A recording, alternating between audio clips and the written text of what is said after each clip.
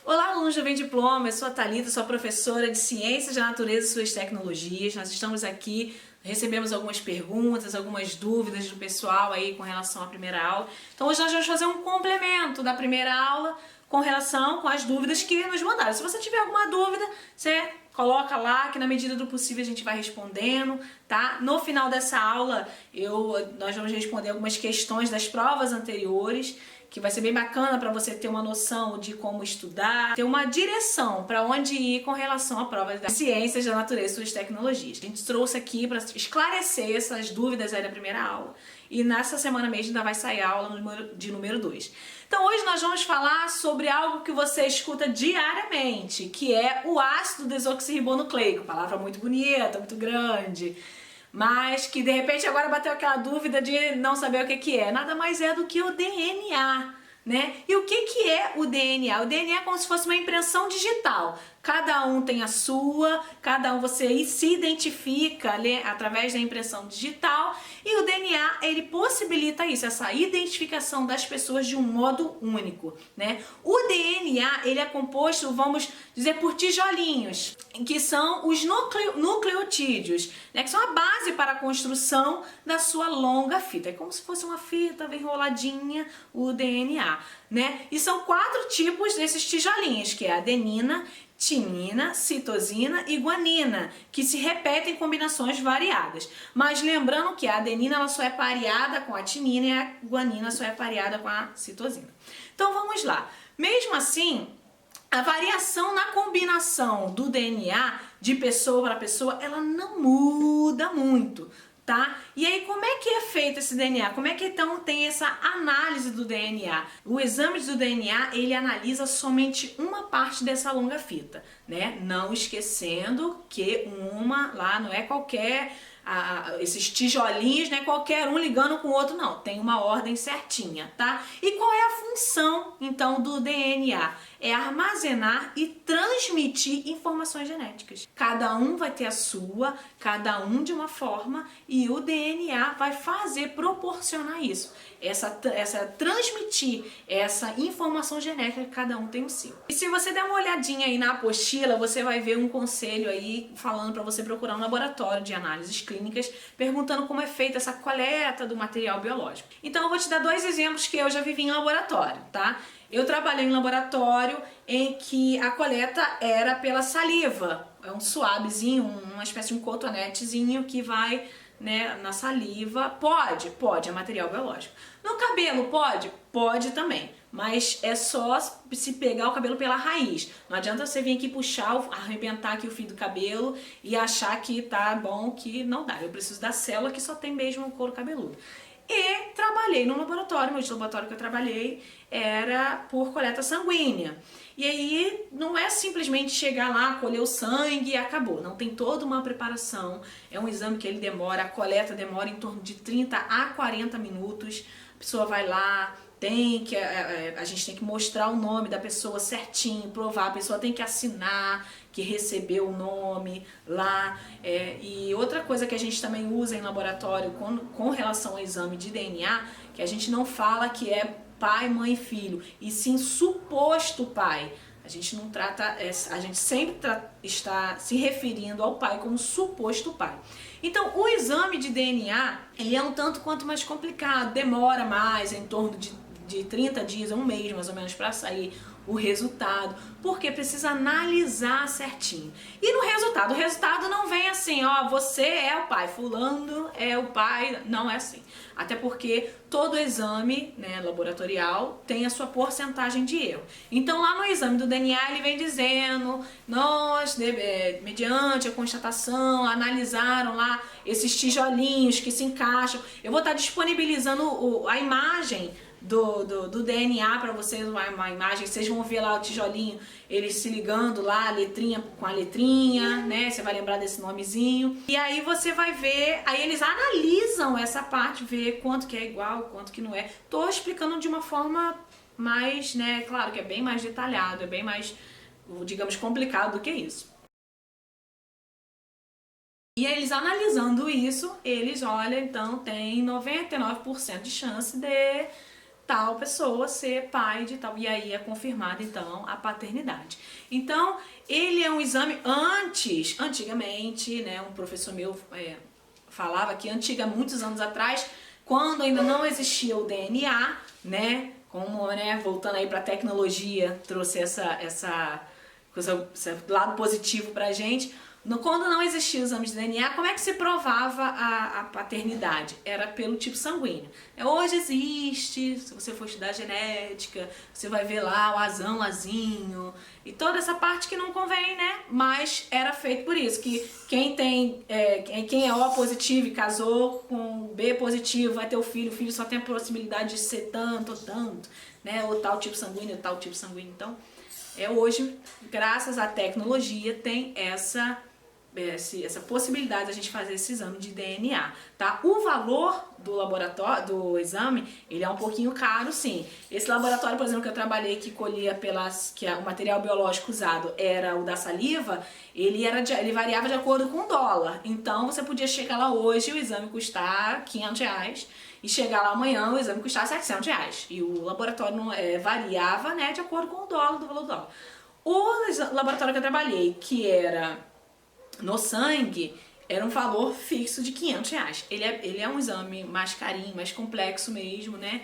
Mas também não é, digamos, qualquer exame, né? Enfim. Bom, agora nós vamos falar sobre a calagem do solo. Algumas pessoas também pediram mais explicações sobre como eu tô com dificuldade nisso, então nós vamos agora te ajudar. Então vamos lá, pra gente falar sobre a calagem do solo, a gente tem que falar sobre o pH. Mas aí você me pergunta, o que é o pH? Da onde surgiu o pH? Então eu vou também estar disponibilizando a imagem da tabelinha do pH, né? O pH é o potencial hidrogeniônico. Nossa, que palavra difícil, que coisa, né? É uma escala logarítmica que mede o grau de acidez, neutralidade ou alcalinidade de uma determinada solução. Né? Dentro de laboratório a gente trabalha muito com isso, de pH e tal, né? Então tá aí a tabelinha para você.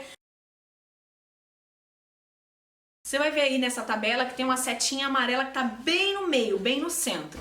Ela representa o pH neutro, que é em torno de 6,9 até 7,2 mais ou menos. E essa setinha tá descendo aí pro vermelho, já é um nível já de acidez, né? E tá aí subindo aí pro roxinho, pro azul, já é um nível já mais alcalino, né? Então, dependendo do que você for fazer, de como você for fazer, por exemplo, a laranja a gente sabe que é uma fruta ácida, né? Então o pH dela, nessa tabelinha aí, quando for medir o pH dela vai pro lado mais ácido. Então, por que surgiu essa calagem do solo? Porque para você preparar o solo, plantar uma planta ou uma árvore, né, precisa dessa preparação e eu preciso equilibrar o pH.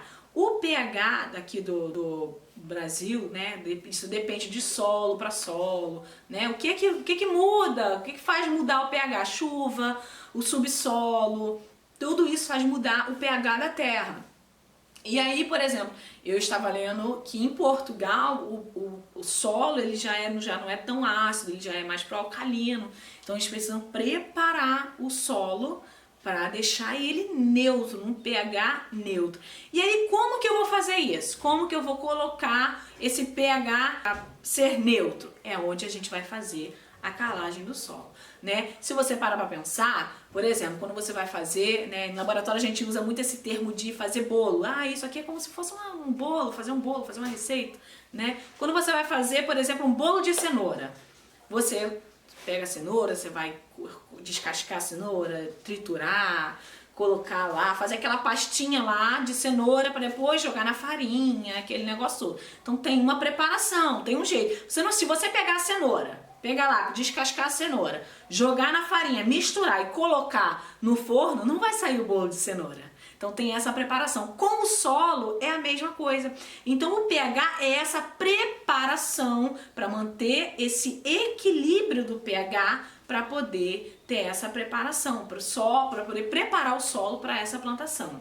Então tem que haver essa preparação do solo. O que é então a calagem? A calagem é uma adição de algum produto para poder nivelar esse pH, para poder colocar esse pH neutro. E o que é colocado? O calcário ou cal virgem no solo com o objetivo de quê? De diminuir a acidez e assim fornecer nutrientes para a planta. Porque não é simplesmente você plantar, né, jogar lá, botar a plantinha lá, a sementinha lá na terra, no vasinho e vai crescer. A gente sabe que vai chegar que daí você precisa, né, quem trabalha muito com isso, precisa botar em outro vaso, em outra terra, precisa limpar. Então eu preciso, quem trabalha com plantação nesse nível, precisa dessa preparação. Não é de qualquer jeito que se faz essa calagem do solo. Então pra que é feito isso? Para equilibrar o pH. Para manter, lembra daquela tabelinha que eu dei? O pH naquela setinha amarela, neutro.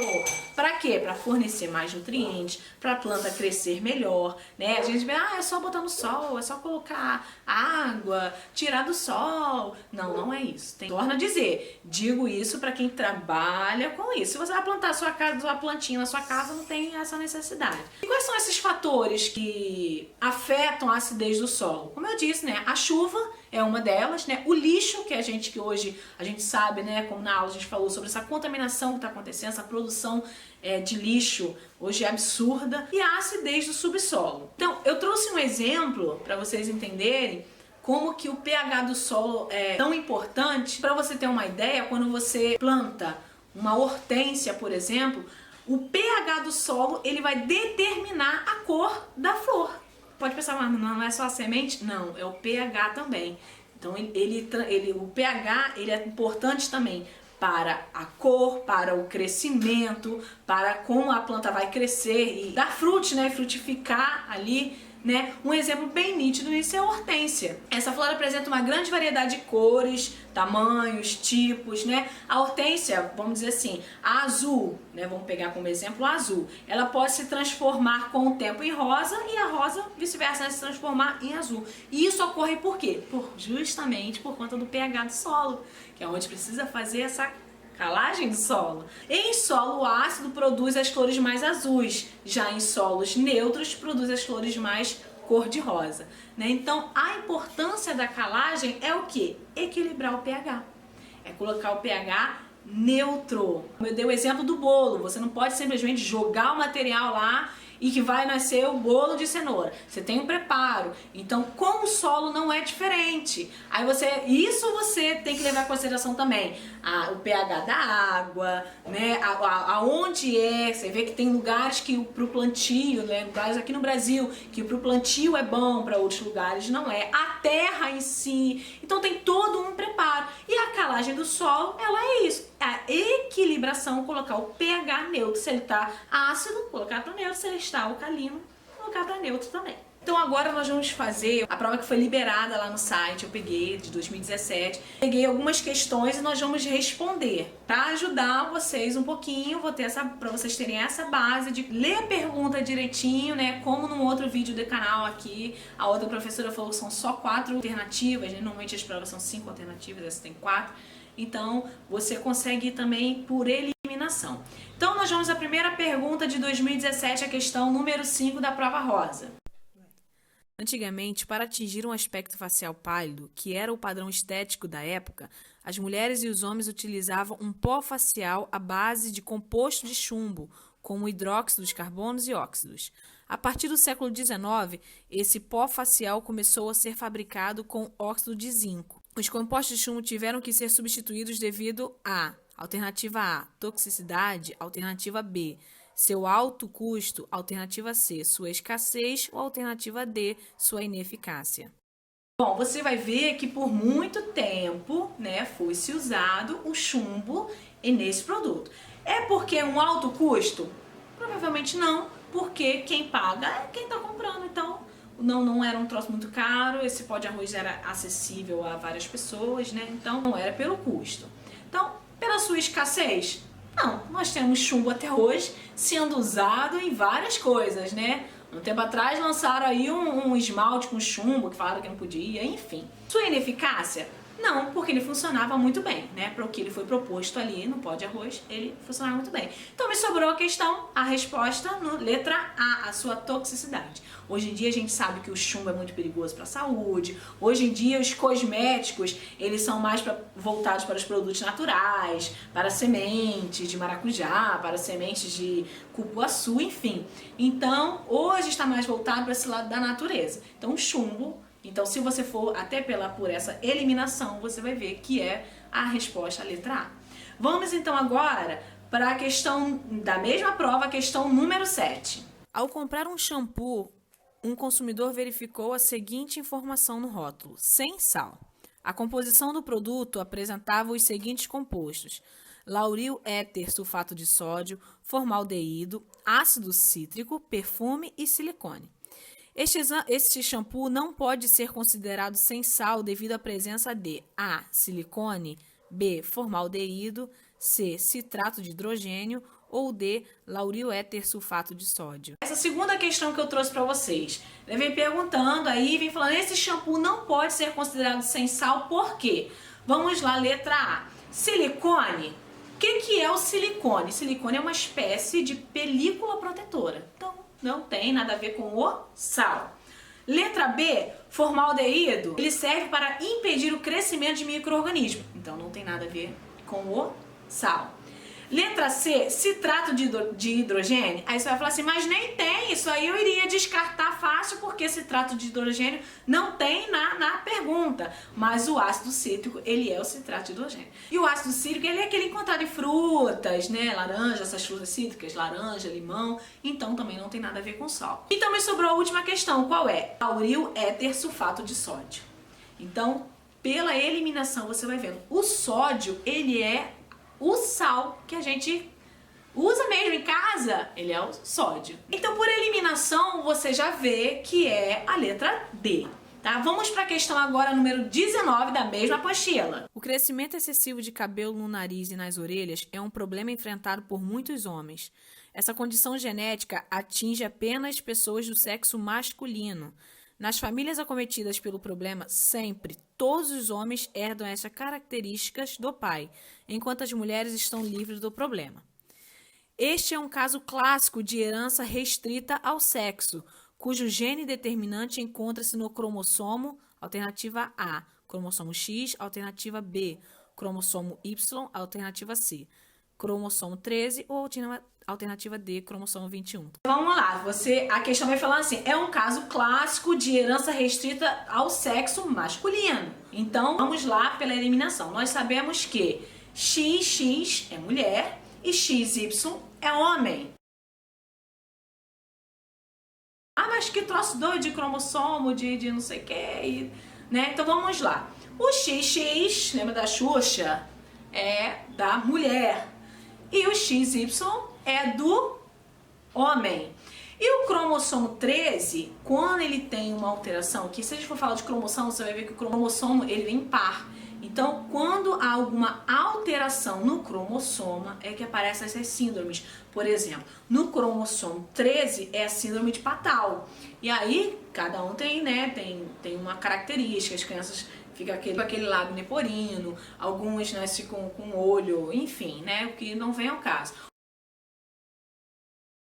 O cromossomo 21, por exemplo, ele é quando vem 3 cromossomos e aí a criança, a pessoa, né, nasce com a síndrome de Down. Então, eu já sei que o cromossomo 13 e o cromossomo 21 não são porque eles referem-se a uma determinada doença, a uma determinada síndrome. E nesse caso vem falando sobre uma genética, né, sobre algo que vem e que só é produzido, só pode ser transmitido pelo pai, né, por alguém do sexo masculino. Então, se é pelo sexo masculino e eu sei que a mulher é XX e que o homem é XY, só me resta a opção B, que é o Y, né, que vem do homem XY. Vamos agora para outra prova também de 2017. A questão número 3 dessa prova diz assim: técnicas de melhoramento do solo possibilitam o cultivo em solos antes inadequados. Um agricultor deseja aumentar a área cultivada para uma região de sua propriedade, cujo problema é o solo encharcado. Em um solo com esse problema, deve ser utilizada a técnica de A. Calagem, B. Irrigação, C. Adubação ou D. Drenagem. Então você vê que nessa questão aí, o problema é que o solo está encharcado. Quando algo está encharcado, ele me dá as alternativas. Bom, a gente já viu que a calagem do solo é preparo do solo para corrigir a acidez. Então, se o problema ali é que o solo está encharcado, então já não vai ser essa. A irrigação. Irrigação é o fornecimento controlado de água. Então, ou seja, tudo certinho, é aquela água naquele horário. De repente você já viu aquele filme quando o jardim parece aquela aguinha, aquele negócio rodando para fazer essa irrigação mesmo do jardim, né? Então, se o problema ali é que tem muita água, né? Então também não é. Letra C, adubação? Não, porque a adubação é você trazer ali a fertilização, trazer um alimento ali para aquela determinada planta. Então me sobrou a letra D, que é a drenagem, que é a ação de escoar, de enxugar essa água. Então a resposta nessa questão é a letra D. Os shampoos comercializados no mercado com a propriedade de serem anti-resíduo prometem uma limpeza profunda dos cabelos e do couro cabeludo. Estes produtos possuem pH alcalino e fazem com que as cutículas dos fios se abram, facilitando a remoção de resíduos, sujeiras, cremes, etc. O pH desse shampoo apresenta um valor mais próximo de A. 0,0, B. 3,5, C. 7,0 ou D. 8,5. Então você vê aí, como a gente fez nessa aula aqui, eu mostrei a tabelinha do pH, né? Vem dizendo que o pH é mais alcalino. E aí ele me dá as possibilidades aí, as alternativas. Letra A, 0,0. Letra B, 3,5. Letra C, 7,0. Ou letra D, 8,5. Bom, a gente sabe que o pH neutro ele precisa estar em torno do 7,0. Ele é o pH neutro. Desceu, diminuiu, é ácido. Aumentou, se é menos que 7, é ácido. Mais que 7, alcalino. Então, se eu preciso de um pH alcalino, não vai ser a alternativa A, nem a alternativa B, nem C. Vai ser a alternativa D, de 8,5. Bom, galera, é isso aí. Espero que vocês tenham gostado, tá? Fica ligado no canal, sexta-feira tem a próxima aula. Curte aí, dá um joinha, compartilha esse vídeo e vamos estudar, que eu tenho certeza que vocês vão conseguir passar nessa prova do Enseja. Um abraço!